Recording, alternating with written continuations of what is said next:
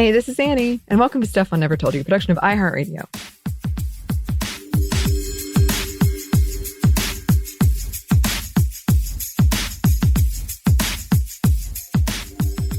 And yes, I am still by myself, but Samantha will be back soon. We're just got a lot of vacation going on and a lot of work trips going on and also some COVID going on. So I am making a lot of things that to make that possible.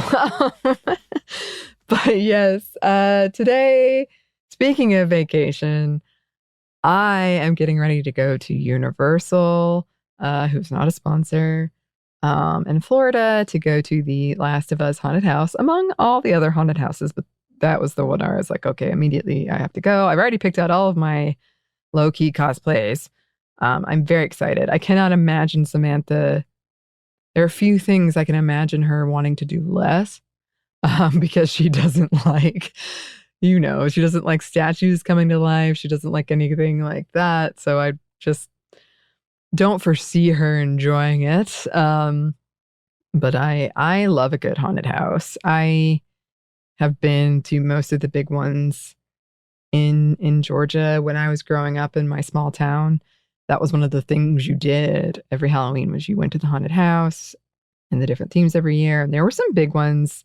There's some famous ones near me that I've been to and have very much enjoyed. I've also been tricked by some of the religious ones, but I've done the thing. I've been to Universal for this before, more than once too.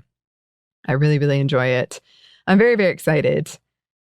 I've been trying not to spoil myself, but also I've kind of spoiled myself about this haunted house because I'm so excited and I keep seeing headlines about it. I'm like, oh, wait, let me see.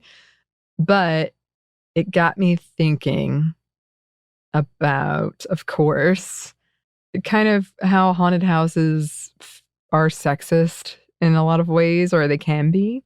So I was thinking about this and I found an article called How Sexism Haunts the Haunted House Industry and the Sociologists and Actors Trying to Exorcise the Gender Stereotyping Demon. And I found it on Atlas Obscura. It's by Kate Golumbieski. I hope I didn't butcher that completely.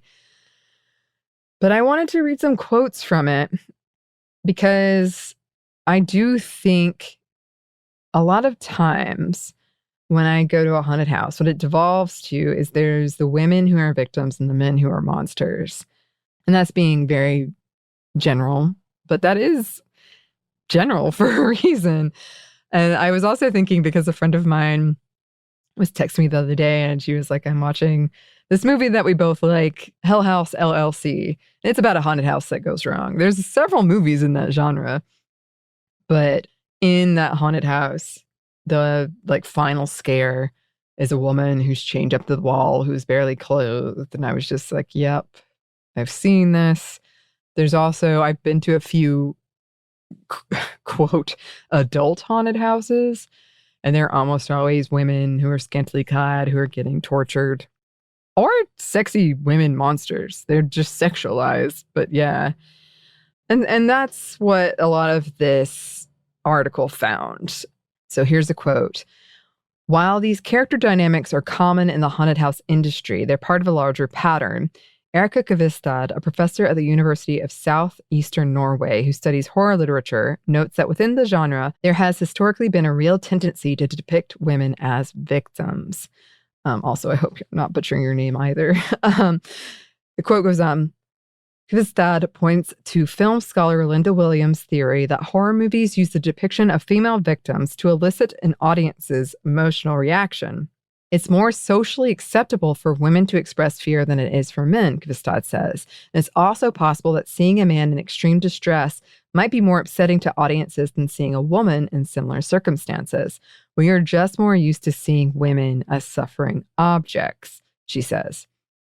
So that's going back to the women as victims. I think we are more used to seeing women that way. We are more used to having your final girls or even not your final girls, but seeing them suffering, seeing them being punished, and garnering more sympathy for them, especially white women.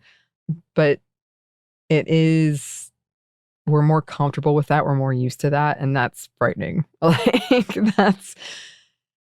it's not good that that's what we're more comfortable with seeing. Not that I think haunted houses just inherently have a certain level of discomfort. I've certainly been to some that have made me very, very uncomfortable.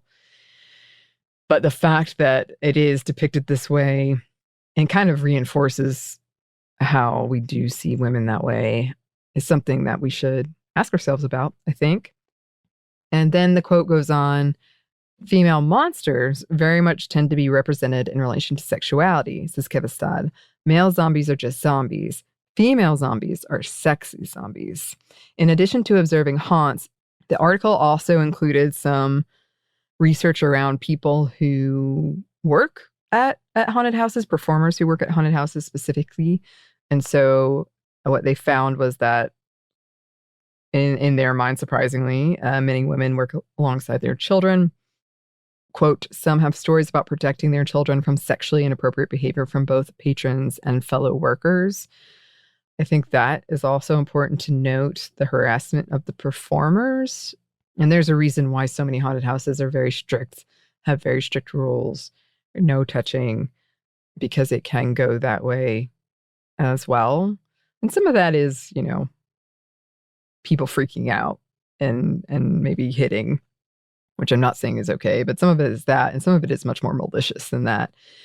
And then, I don't think it will surprise anyone, but most haunted houses are owned by men, and they're the ones that are sort of planning out these scares, these storylines, and that can, run down to like costuming and all of that stuff, which is important. This article did highlight one haunted house owned by women who's trying to flip the script on this, trying to make it where that's not the status quo anymore.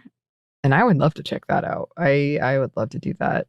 I do feel like you can, I guess it's obvious, but there's so many tropes you see in haunted houses where you're like, oh, here's your creepy little girl. Here's your like sexy nurse who's going to kill you. and versus what the male monsters are, which is not sexualized or anything like that. There are 10 haunted houses at this Universal thing. There are haunted like areas, spaces, mazes. So I'll report back as to what I see.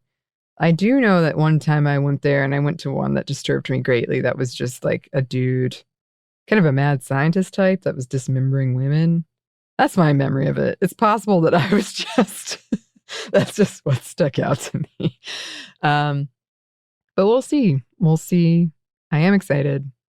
But yeah, I would love to see more haunted houses owned by women and planned by women. I think that'd be great.